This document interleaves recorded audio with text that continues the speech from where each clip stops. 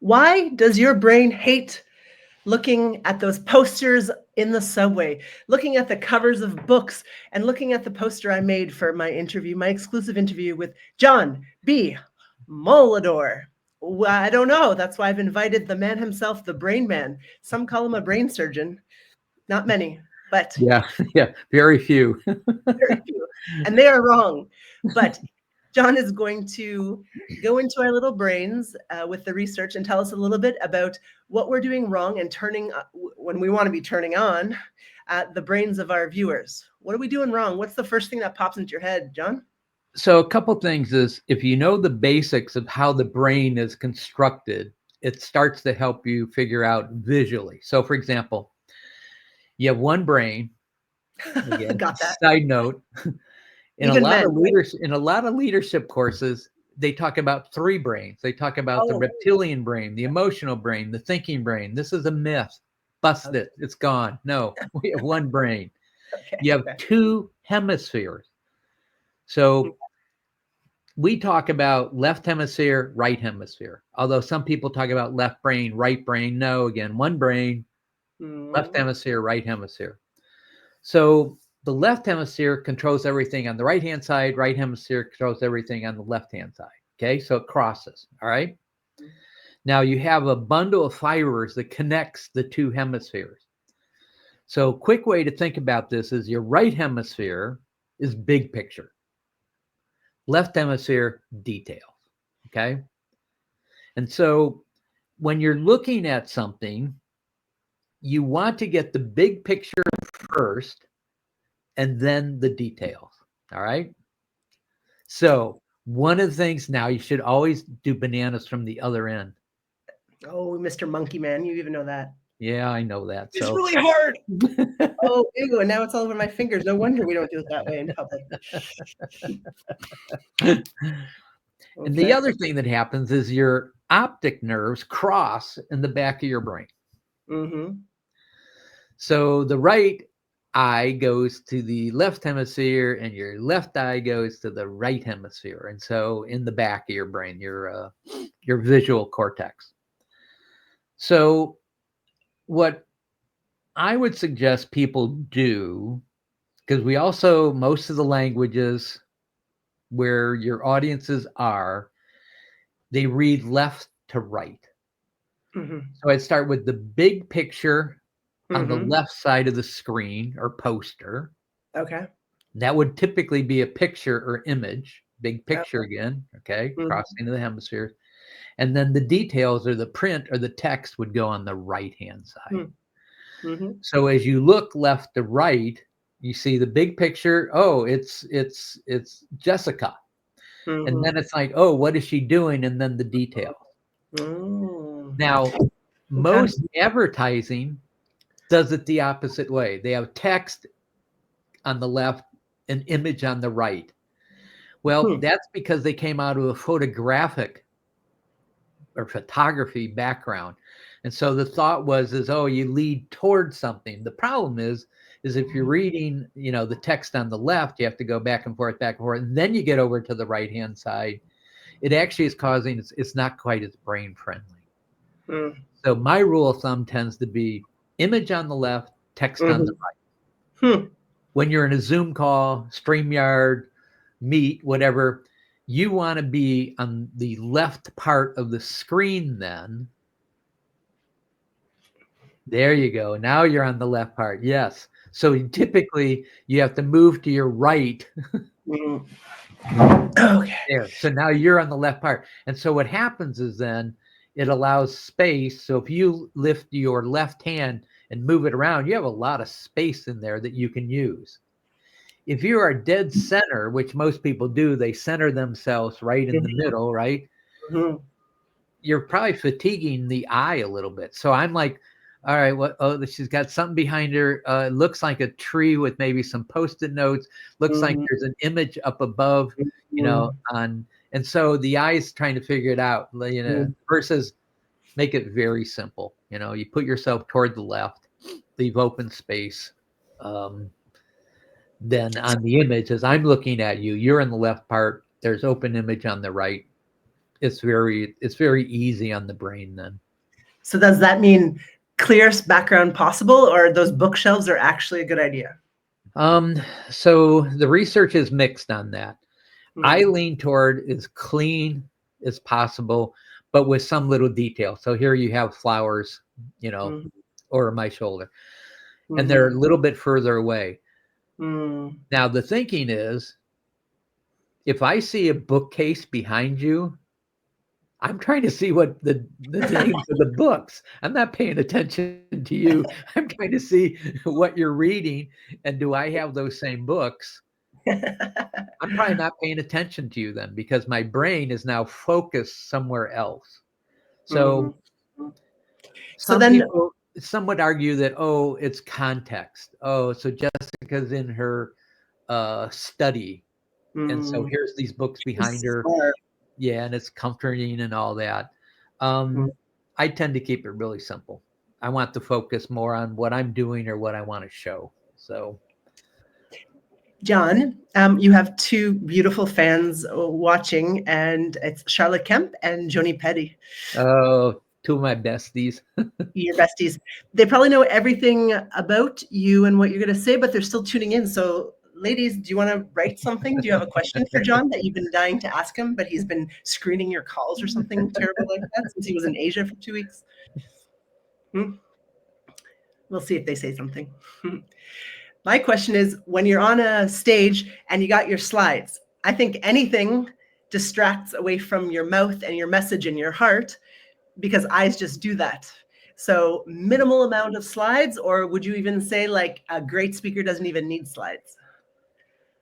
um, I'm going to say it, whatever you're comfortable with. You don't want stuff to be distracting. Mm, So I want my slides to, for me, to supplement what's coming out of my mouth and what I'm okay. saying and what I'm doing. And so that becomes very important to me. Mm. Um, Crappy slides are crappy slides. I mean, Oh, no crap in yeah, so when people say, "Oh, PowerPoint sucks" or Keynote sucks, no, bad slides suck, stuff. you Okay. know? Um, Mm, so I design them with that in mind. mm, So I'm very consistent. Images then will be on the left-hand side, text on the right-hand side, and so I'm mhm, very clear about that. Um, the brain likes variety, mhm. but sometimes speakers do all these things with their slides that I think are more for the speaker than the audience. Our secret. So yeah, so if I'm talking about a module, there's like, so for me, I talk about, like, say, brain basics. So all the slides, the images will be identical. I'll keep them the same Mhm, for that module, because mm, now the brain gets used to that. It takes minimum energy on the brain then to pay attention to mhm, that. mhm, mhm. But when I go to then, all right, fact or crap, then I change, then it'll be a different image. And if I go to advanced brain basics, then that would have another image. So I Mm. stay consistent, but then I change when I go module to module. Does the brain like when Canva or PowerPoint lets you like animate words and they pop and they spin, or does the brain just get tired looking at like a spinning word? Yeah, the brain will get fatigued on that. Here's the other thing that I see people do. They put all the words on it. They use the words the or is or Mhm, a. You don't mhm, need it. The brain actually will fill that in. So mm, I'm playing with what's the minimum number of words that I mm. can put on to go with an image Okay. that one can understand. So I Mm, don't, on my slides, you won't see the word the, you won't see the word a. mhm. Will you Brain, see no? The Canadian A? no, I won't even do the a. No. You do the A, okay. Uh, Charlotte has a question. It's very long. Let's see what it says. I'm interested in identifying trends and seeing what we can do in the opposite direction. Huh? Like a little disruptor. Very simple, and she designed very immersive AI generative, and they are evocative. I don't even know what that word means. I feel nervous using it, but it matches the feeling I'm trying to communicate. Evocative, yep. provocative. Is that like provocative? Sort of. It evokes some type of feeling Okay. or emotion. Yes. Um, so you want it to match. So your images need to match. The if you're doing the AI generative, be careful about that because AI will put in a whole bunch of stuff that has to make an assumption. So if you say, I want to show a single person walking down a busy city street with neon lights and LED lights, and those images are spectacular. I would just be careful that then the images overpower your message. So I'm always trying to get the matching of my image to what it is I want to convey or talk about. So that would be the thing I would be careful about. The images, you're trying to tell a story typically if you're using AI generative or photos. And so sometimes I would probably lean toward, I'd keep it really simple. So I'm playing now with generative AI generated images, but I'm keeping them very simple. And then I'm saying leave a lot of empty space. Because then again, if I want to put text in there, I can overlay the text onto the slide. So I would play with that. So if I have an image, I like to use humor in which I wanted to get to with you with funny images, right? So I have a cat picture. She's wet. She looks terrible. That's what actual entrepreneurship looks like. So I was on a huge stage and this cat pops up and everyone laughs their heads off, right? But the cat was huge. They probably stopped looking at me, which is okay. But do they stop listening to me when the picture is so evoking? New word? No, so that's again, if the image though is going with what you want to talk about, that entrepreneurship is this, they can then link the image with the idea, Okay. and then that is good. That's a good pairing. It's good neuroscience in that regard. So so if you put up somebody in a tuxedo, that image is not going to work with the statement that you're trying to make. Yeah. And so you just have to be very careful because people are going to compare what they have in their brains already, memories, associations. And so if the cat is big and it's exaggerated, that makes sense. If it was a different type of cat, it might evoke a different memory or image, and then your words might not match it. So again, let me keep going. So it gets scary. Okay. It's scary. Well, a lot of people think, for example, there are universal emotions and universal images. It's not true. It's not true. Okay. So, for example, if you're angry, most people think, okay, let's say anger, and they, here's an angry, yeah, exactly, angry. But in some cultures, they actually smile. Do they? And so the smile may mean, oh, I'm going to get you. And so if we go, oh, we read the narrowing of the eyes, the teeth, showing as anger. No, it may mean different stuff. Again, Joni wants any nuggets. So, often people talk about the fight or flight situation, right? Well, now they're saying there's fight, freeze, and then there's a fourth one, sleep. In some cultures, and we also see it in the animal kingdom, in the presence of danger, they go to sleep. They go to sleep. Now, some may say that's freeze, but that's not true. So I'd be very careful about, okay, you have this wet, crazy cat. Will it be evoking the same thing? Okay, that I never thought of that because I was going with the audience, which were all people that live here. So if it's almost a monoculture in the audience, I'm pretty safe because I get the cultural references. But if I'm talking in Philippines, I have no idea what a cat means to people, right? Exactly. So I want to ask Joni's question, but then before Joni's, sorry, I want to know, do I put the cat up for 3 seconds and then go to a blank slide as I finish my story? Or do I leave the cat up while I finish my 1 minute story? I would probably put it up, hold it there for a couple seconds, and then take it off, go blank, if you will, and then bring the focus back to you. Black blank or white blank, or is there a preference? Probably doesn't matter. Okay. There's some, again, you may, the rods and cones of the eye, you can start to burn. You can overwork the eye, fatigue the eye. Yeah. So again, what you're trying to do. So here's the thing. Your eyes are actually part of your brain. And not to be too gross, they're literally extruded out of your cranial log and so your eyes, that's why they're so important in terms of having the visual. And so you want it to be consistent. To Joni's point, and how do you trigger the emotional response? So one way to do it is when you want to bring everybody's visual focus on you or the screen. I would bring it to you first. So we say that mental focus follows visual focus.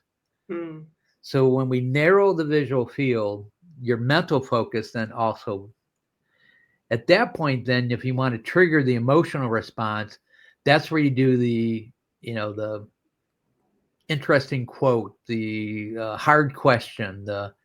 So what you're actually doing, and I would say instead of making the emotional response, there's set stages that you have to go through, the brain has to go through, and your audience has to go through to learn. So the first is awareness that something's wrong or they need to pay attention to. So then you kind of bring awareness. That could be that opening question. But then what you have to do is agitate them. So it's agitation, then attention, then reward, and then give them time to process it.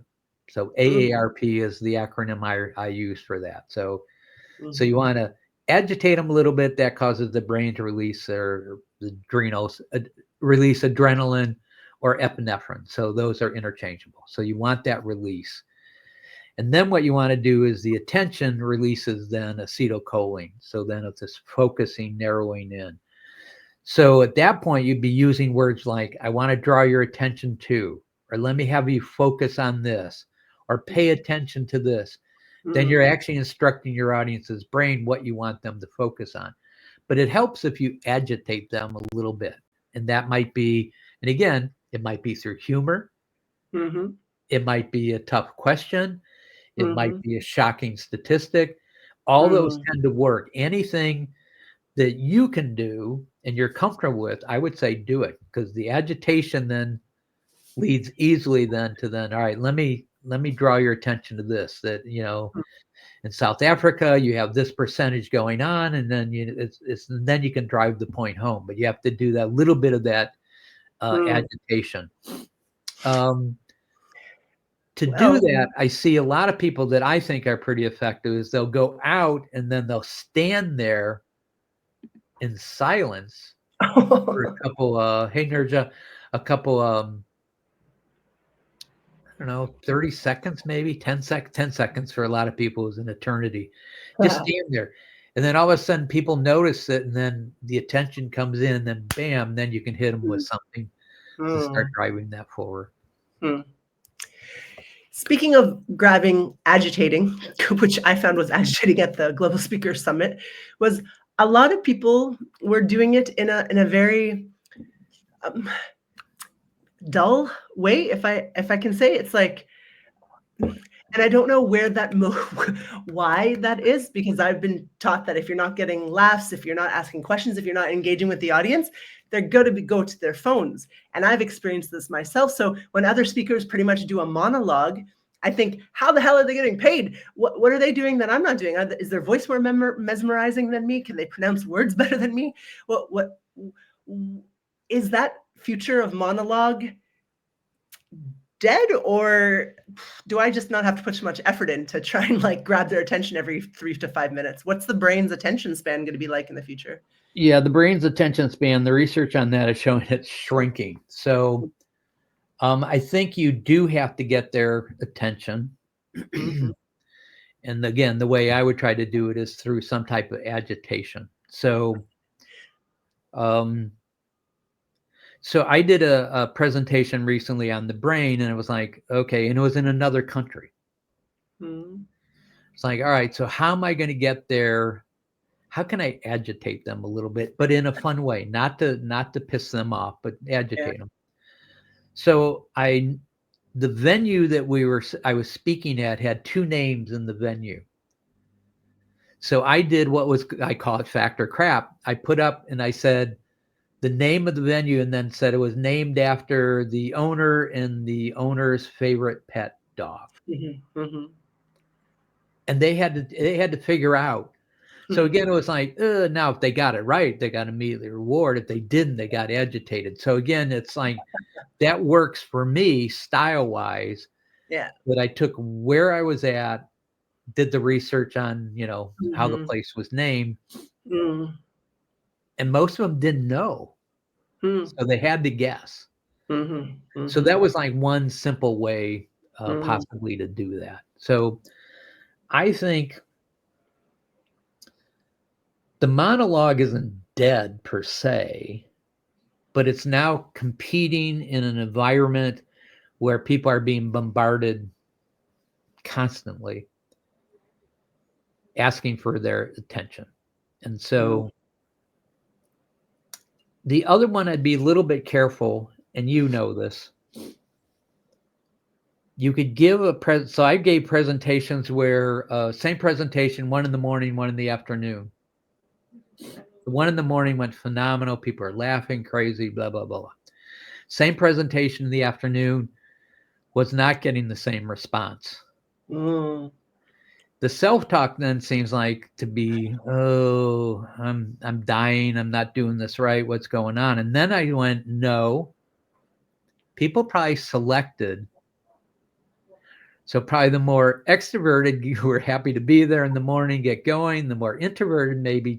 So what my brain said was, you don't know if they think it's funny or not, if you only measure it on the laughter or whatever. Yeah. So when I looked at the evaluations, they were almost identical. Yeah.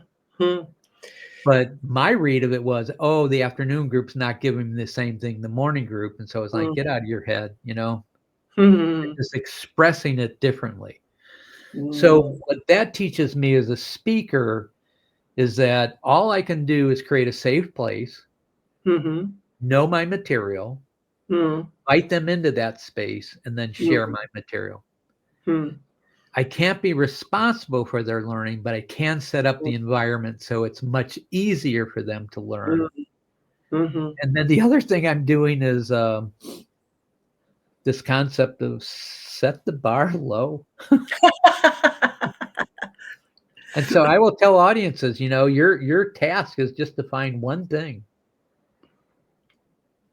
So I immediately take all the pressure off of what are you going to do? Design one thing, and then I'll come back and reiterate that. I hope you found one thing, or what one thing have you found so far? And then it's like, then I can build on that. Okay. Last question, because we're a few minutes over, but okay. I hate, as a kind of humble Canadian, right? And with a big ego, I love, but I hate being like transformational speaker, like I've been a therapist. I've had given therapy for the same person for a year and a half, and they're still dating that freaking loser, right? What I say isn't transformational. I can create a safe space, and I can help point out a couple of things that might be useful to them. So this marketing that I feel like I'm forced to do to get paid for, can you inspire me somehow that I can like be realistic about my words? So here's what you're up against. So the brain typically, when given the choice between two tasks, will choose the task that requires the least amount of energy. Probably explains why, probably a better explanation of procrastination than most of the stuff that's out there. Okay. Because it's like, I have 10 items on my task list, and item number 10 is called Jessica to say hi, and number 1 is like, design a brand new presentation for blah blah blah. I'll look at 1, go, oh, that's going to require a lot of energy. Go to 2, oh, and then 10, call Jessica. That's easy. I'll choose the easier task. Okay. So that's probably why the get rich schemes, the transformative speaker, the do this and your life will be changed. It's easy for people. They go, oh my goodness, I don't have to do the work. This person is going to transform my life. And as you know, it doesn't work that way. But don't the HR directors and the event planners, don't they know that we're all lying, that it's transformational? Like, yeah, it's just probably. Well, and I think because we've now been so bombarded with, take my course and get rich, how to become a millionaire over a weekend, all this stuff. And so it has that dazzle, it has that wow. And so people want to do something with it. So I have to keep doing it because because the rule of humans. Okay. Well, I would figure out a way that's true to yourself and then helps people, whatever it is you want to do. If you want to help people, if I'm going to help people use their brains more effectively, then it's like, how, but I'm not going to be out there saying I can make you a brainiac and, a 1 session. Well, I feel a little bit more brainiac-y, so I do have to say, oh, thank you. Joni's asking for a book about if you have a book to recommend about our brains shrinking. No, about our attention spans shrinking. The one that I like is